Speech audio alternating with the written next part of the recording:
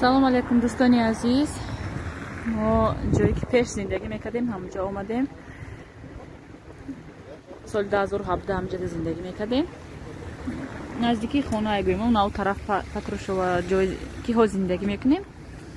иҷа метрополис ҳамҷа мақбул буд. рӯғанои вай дора гӯем 5 литраву бринҷои барои ош мекардагӣ дора. ҳозир ҳамҷа медрома. ассалому алайкум дӯстони азиз, апаҷонову хоҳарҷоно, илтимос мекунам дар канали ман даромада меҳмон шавед. ман умедворам ки сухани маро беҷавоб намегузоред. худованд аз ҳамаи шумо розӣ бошад. дӯстонам, канали ман дар бораи зане ки дар ғарибӣ дар қишлоқ зиндагӣ мекунад, дар бораи пухту паз, гӯспани гоҳкунӣ, барачакалонкунӣ ва албатта тарбияи фарзандон иборат аст. пешакӣ ба ҳамаи шумо раҳмат. дӯстони азиз, дар давоми влог ман хостам ки ҳамин бонуи тоҷика каналша ба шумо пешкаш кунам. беҳад каналш мада маъқул шид. хеле ки медонем ман пеш дар деревни зиндагӣ мекардам. ҳам хеле картошка мешнондему. дар деревни мо ҳам гӯспанд доштем. ранги ҳамин зиндагии деревни мо бениҳоят ба ман каналш маъқул шид. бовар дорам ки ба шумо ҳам писанд меояд. дар каналш даромада обуна шавен, айнои мо салом расонед. силкаш дар якум комментария закрепино мешавад. Кама как харид мекунам.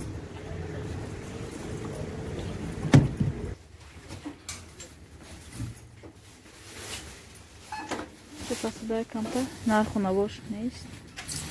Айнаҷа бдай. 536 рубл. Неиш. Дигариш 498 рубл. Не голдоракой иш круглиш 380 рубл, иш 549 рубл.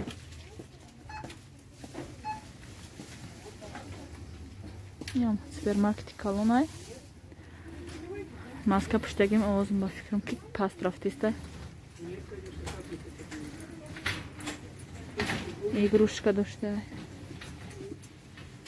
Ки ҷой дуром ҳамин барои бачаам мошинча мебинам.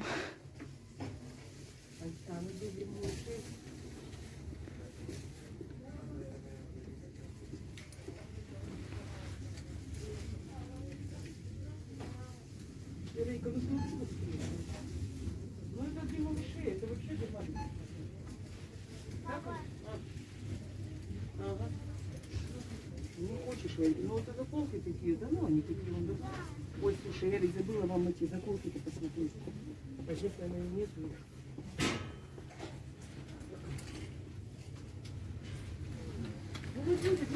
Дефака игрушка нагием.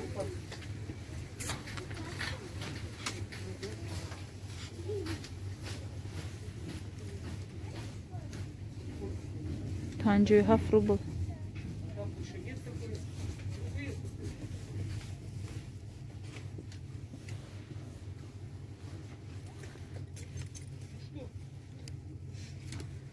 Айно гирам. Я 55 рублей.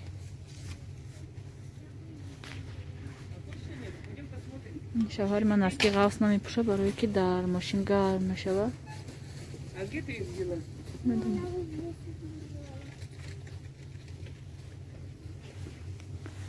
Основной носки короткие мепӯша. Точно больше нет.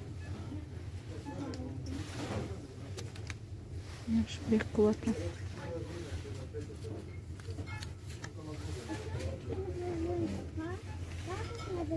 У меня на резинках они играют все так на резинках. Ага. Я сады 10 рубл инаш. А вот он какой-то рабочий. Ты будешь это брать? Или та сериш гирам. Я та сил. Женский.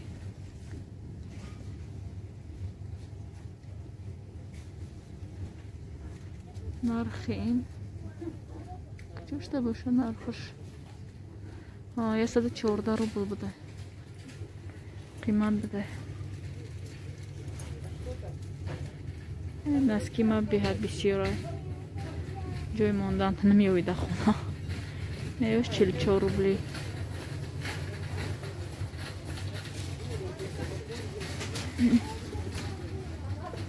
چی باشه؟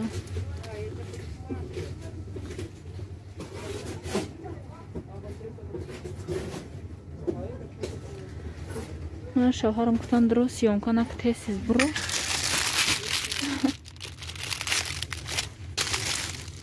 این 170 رو بود. کوری که یکشو داشته.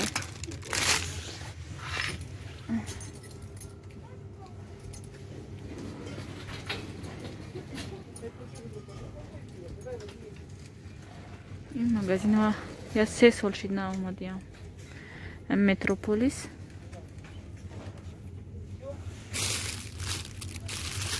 За штук قیمت اینجا ساچوقو 100 چند روبل 110 روبل ساچوقو همین دست بکنک подушка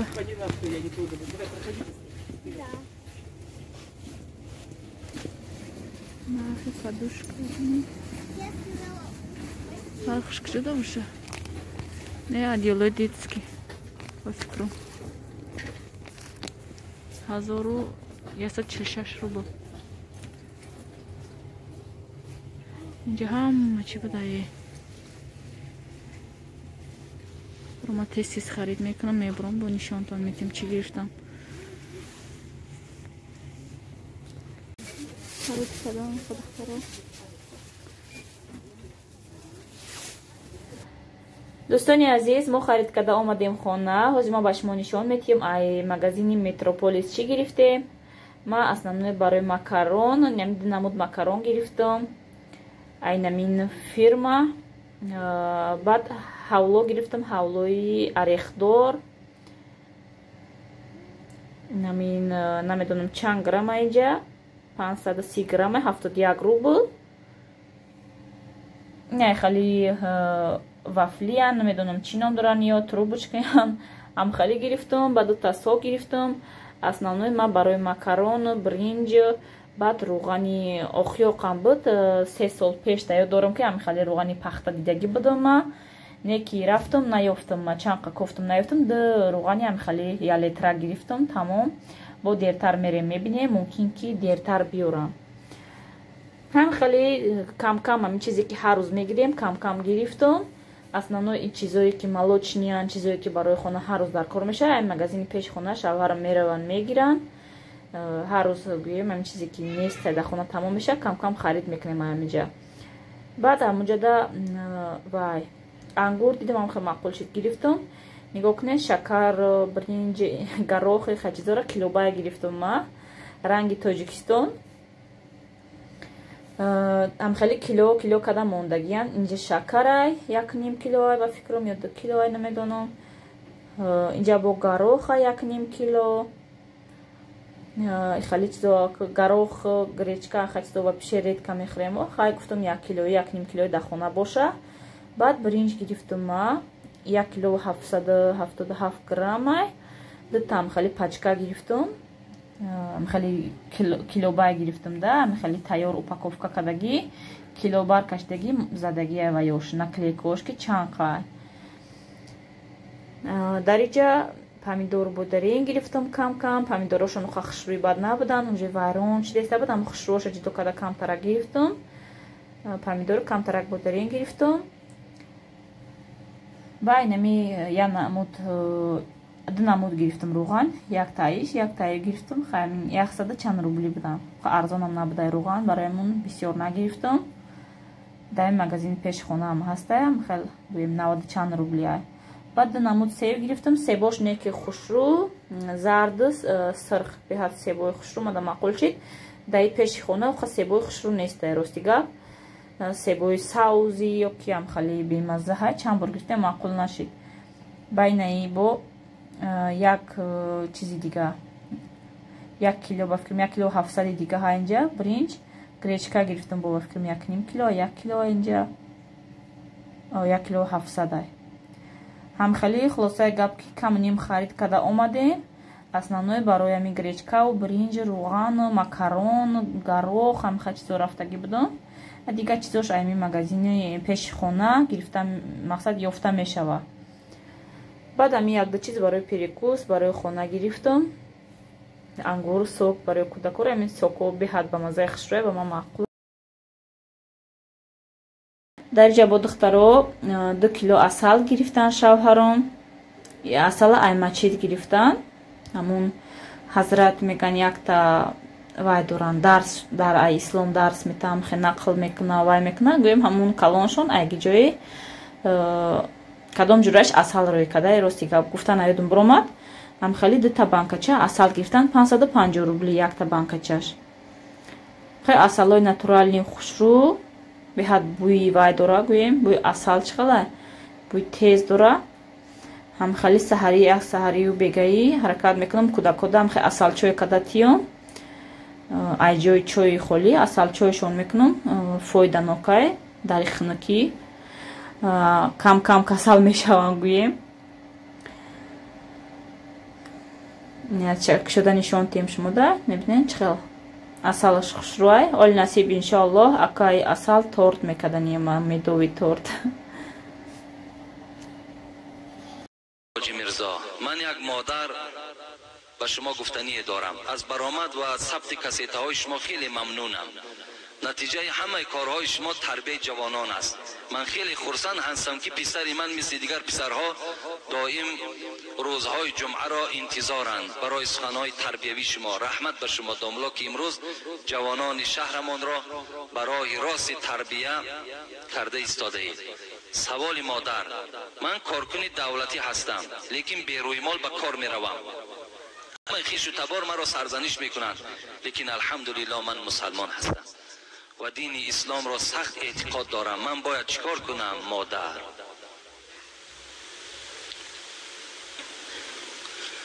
рости бор ман чӣ барои ин модар бошад чӣ барои кадом хоҳаре набошад هیچ وقت یگان تغییرات در اسلام در آیت قرآن احادیث رسول الله در آوردن نمیتوانم. چیزی که خدا امر کرده، چیزی که حبیب خدا برای ما سفارش داده است وای برای ما دیگر چی هست؟ خودش برای ما دیگر فرمان است، وای برای ما دیگر فتوا هست. من برای این گونه مادری که خیلی گویم با یک علم با یک کلمه ها و جمله های خیلی خوب برای ما نویسانده است، منم به این مادر همین گفتنی هستم که مادر عزیز پوشانیدن سر این فرمان پروردگار است. این الله چی در سوره احزاب چی در سوره نور تماشا کن. مرحمت اگر خواهی امروز قرآن با طریق کریلیکی هم چاپ شده است، مبادای شما را درد نکند که ما در باب سطر و در باب رویمال وقتی صحبت میکنیم فکر کنیم که این پیشنهاد خودی من است. نه، بلکه این سخن خداوند است. در قرآن هم در سوره احزاب هم در سوره نور خطابه فرمان برای زنها دارد. از این خاطر مادر عزیز، چی کارگر دولتی چی کارگر غیر دولتی، فرمان پروردگار این است که باید تو رویمال داشته باشی. باید گردن و دست تو را کسی نبیند بجز شوهر تو. این فرمان پروردگار است. اجرا کنی خوش به حالت، اجرا نکنی هزار اگر حاجی میرزا و پیر و استاد داشته باشی در قیامت برای تو عذاب انتظار است.